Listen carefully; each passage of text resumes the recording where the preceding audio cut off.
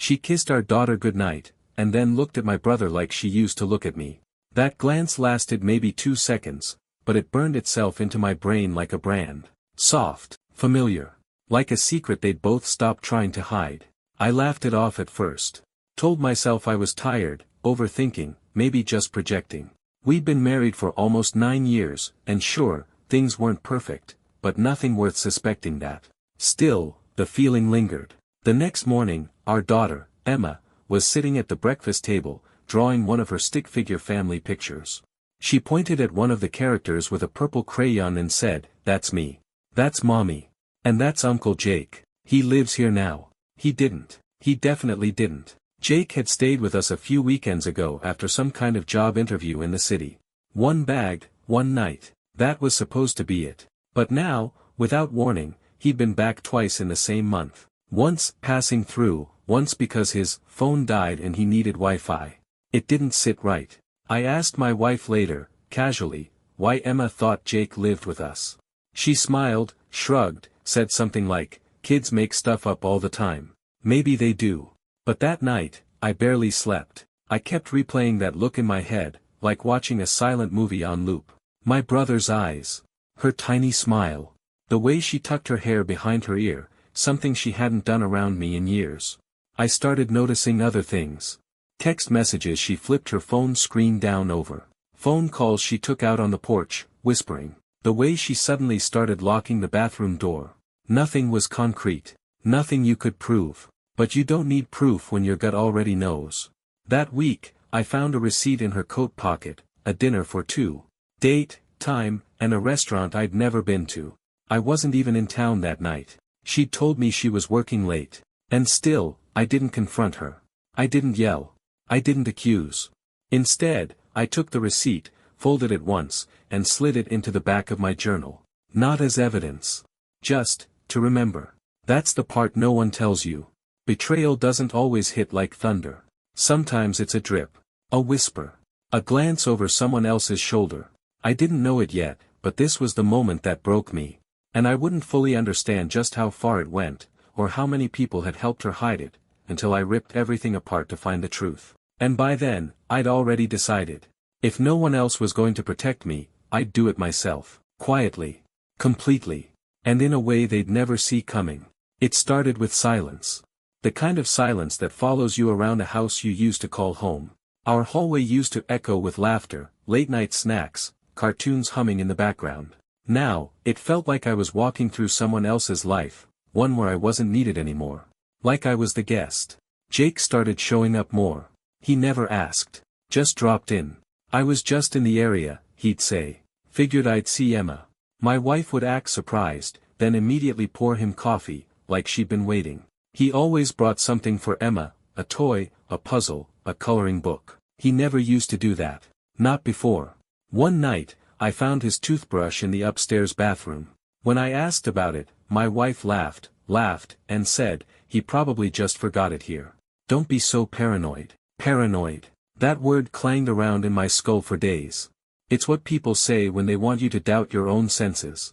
When they need you blind, quiet, compliant. But I wasn't quiet anymore. Not in my head. I started keeping track. Phone logs. Receipts. Voicemails. I didn't confront anyone. I just listened. And watched.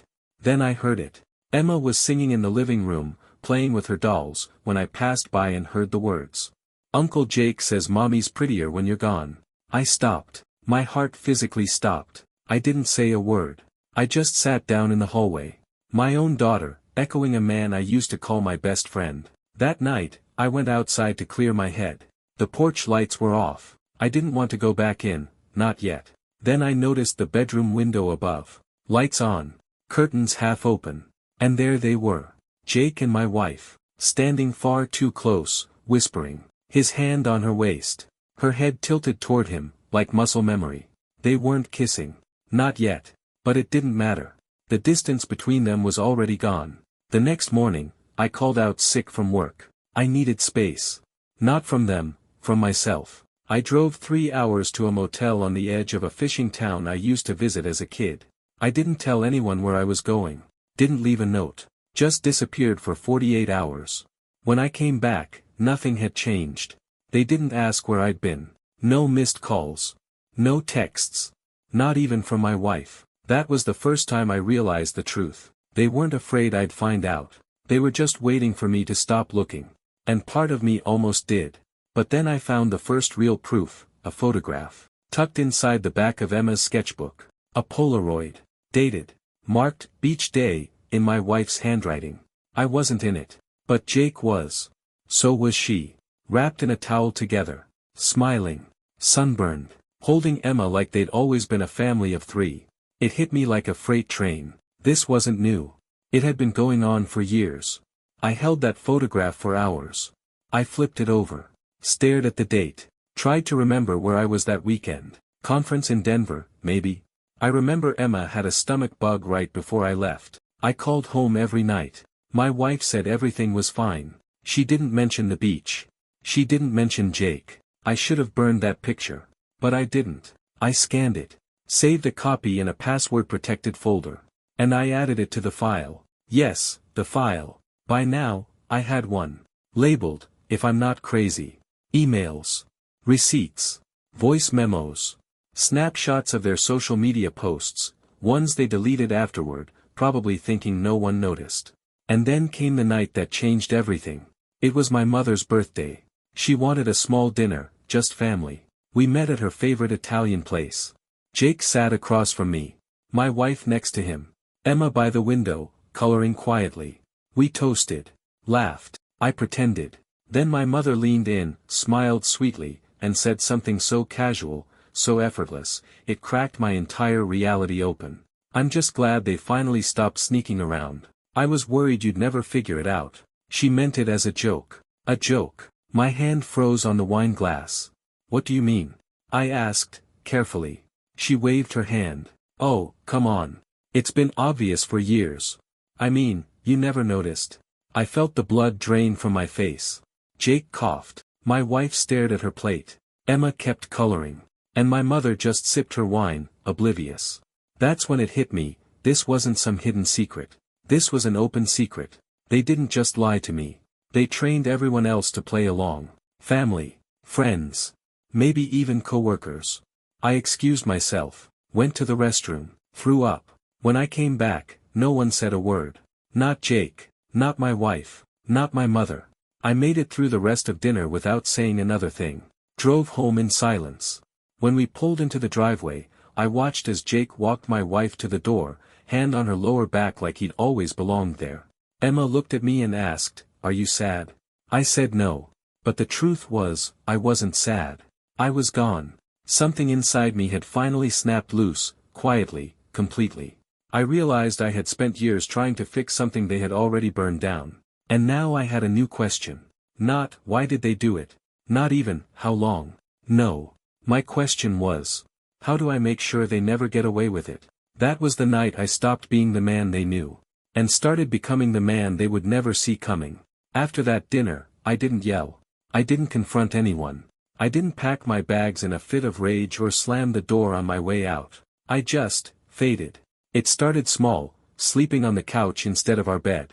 Taking longer drives. Answering questions with nods or silence. A man slowly phasing himself out of his own life. They barely noticed. That hurt more than anything. I began working longer hours. Skipping dinner. Staying late at the office even when I had nothing to do. No one called. No one checked in.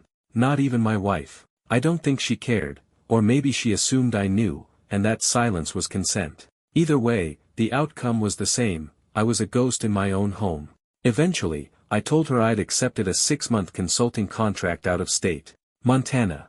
Remote project. Sparse reception. She blinked once, then asked when I was leaving. That was it. No, I'll miss you. No, what about Emma? Just logistics. I left 2 days later. Not to Montana, that job never existed.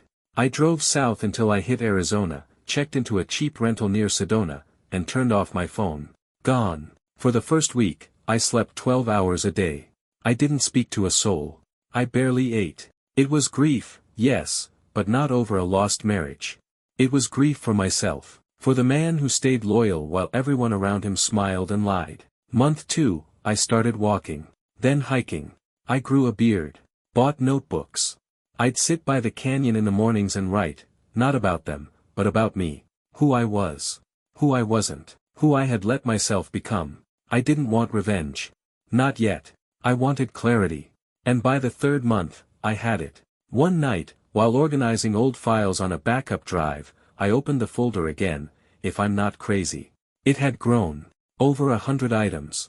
Cross-reference timelines, behavior patterns, voice notes, text records, bank transfers, photos, locations. And then I thought, what would happen if I stopped collecting, and started using? Not loud.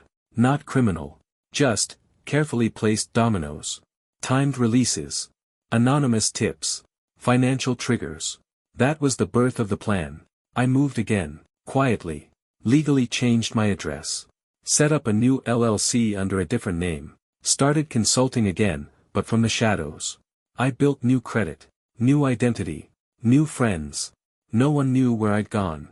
Not my wife. Not Jake. Not my mother. I didn't even check in on Emma, not yet. That still hurt too much. But the distance gave me something I hadn't felt in years, control. And with control came patience. I wasn't going to charge back and confront them like they expected. I wasn't going to fight on their terms. No. I was going to rebuild myself, stronger, quieter, smarter. And when I was ready, I would dismantle everything they had built, brick by brick, from the inside. 2 years passed. In that time, I became someone new. Not in the superficial sense. I didn't shave my beard and strut back into town with a new car and a smug grin. No. The change was quieter. Deeper. I was no longer the man who begged for honesty or looked for meaning in other people's eyes. I was a man who'd learned that silence is power. And I was ready. I returned in early spring. Rented a modest apartment on the edge of town under a different name. Reconnected with a few old acquaintances, posed as a consultant doing asset reviews for local firms. Easy enough to explain my curiosity. Jake, meanwhile, had opened a custom design business. Branding, event planning, digital consulting. Mostly fluff, but it was lucrative. And messy. His accounting was sloppy. Worse, it overlapped with a nonprofit my wife was now running, something about children's literacy. How noble. It didn't take long to find the holes. Misreported donations. Overbilled services. Commingled funds. Nothing dramatic, nothing illegal on the surface, but enough to ruin reputations. I waited. A few months later, I sent an anonymous tip to a local investigative podcast. Not about them. Not yet. Just a breadcrumb, a hint of misused donations in a cluster of nonprofits. The story gained traction. The podcast gained followers. Then I fed them more. Meanwhile, I watched. From a distance, I saw my wife on a local panel, talking about empowerment. I saw Jake smiling on magazine covers like he hadn't stolen a decade of my life. They looked polished. Unbothered. But cracks began to form. They weren't invited to one major fundraiser. A small audit was launched into Jake's business. Their accounts were flagged, nothing frozen, just slowed. Delays. Doubts. I sent more breadcrumbs. Leaked emails. Photos. Tax records, all anonymously. And then, I found it. The document. Buried in a shared cloud account I had access to years ago, long forgotten. It was a scanned report, dated around the time of Emma's birth. A paternity screening. Unlabeled. Just 2 lines. Father, Jacob L. Rhodes. Probability of paternity, 99.98%. My hands went cold. I reread it. Again. Again. Emma wasn't mine. And they knew. From the beginning. All the times I rocked her to sleep, held her hand at the doctor's office, danced with her on her 5th birthday, all of it was underwritten by a lie they kept alive for nearly a decade. That was the real betrayal. Not just infidelity. Not just the gaslighting. But letting me love her like she was mine, knowing she wasn't. I sat in my apartment for hours that night. Didn't move. Didn't cry. Just let the truth settle over me like ash. And then, I stood up, opened my laptop, and started writing. My story. Every detail. Every receipt. Every date. Every name. I submitted it anonymously to the podcast. Attached the DNA result last. The episode aired 2 weeks later. And everything fell apart. The podcast didn't name them outright. It didn't have to. The breadcrumbs were obvious to anyone who knew the players: dates, projects, photos blurred just enough to avoid lawsuits. But the DNA report, that hit like a grenade. Even with names redacted, the timing was too precise. The dots connected themselves. It spread like wildfire, first on local forums, then community groups, then larger media. And just like that, their world began to unravel. Jake lost 2 major clients within days. One of them issued a statement citing ethical concerns. His face disappeared from the homepage of his own company. Within a month, the LLC was dissolved. My wife, ex-wife, I should say, was suspended from her nonprofit. Donors pulled back. The board encouraged her resignation. Her name quietly vanished from the website. Interviews were cancelled. Her public calendar went blank. And Emma. She stayed with her grandmother. No custody battle. No angry emails. They didn't even try to fight me. I think they knew. I showed up one afternoon, not to take her, not to reclaim anything, just to talk. She met me at the park near the lake where we used to feed ducks. She was older now. Different. But still mine in every way that mattered. She asked why I left. I told her the truth. Not everything, not yet. But enough. That sometimes people we trust make selfish choices. That sometimes adults lie because they're afraid of losing control. That I never stopped loving her. Never would. She didn't cry. She just nodded. "Can I still call you Dad?" she asked. I nodded too. Later that night, I drove past the old house. It was dark. Empty. A realtor's sign leaned slightly to one side in the front yard. Faded lettering. As if even the sign didn't want to be there anymore. I parked across the street. Watched the house. The window upstairs where I used to read bedtime stories. The porch where Jake once stood with his hand on her back. It was all so quiet now. No lights. No voices. Just the sound of wind and the faint rustle of dead leaves. I didn't feel triumphant. I didn't feel vindicated. I felt clean. Sometimes revenge doesn't come with fireworks. Sometimes it's a door gently closing behind you while the people who hurt you are left staring at the ruins of what they tried to build without you. And sometimes, the most powerful thing you can do is walk away without needing to be seen. I left town that night. Didn't tell anyone. Didn't say goodbye. Just started driving. And somewhere around midnight, in the middle of nowhere, I rolled down the windows, let the cold air sting my face, and finally, let myself smile. Because for the first time in years, I wasn't angry. I was free.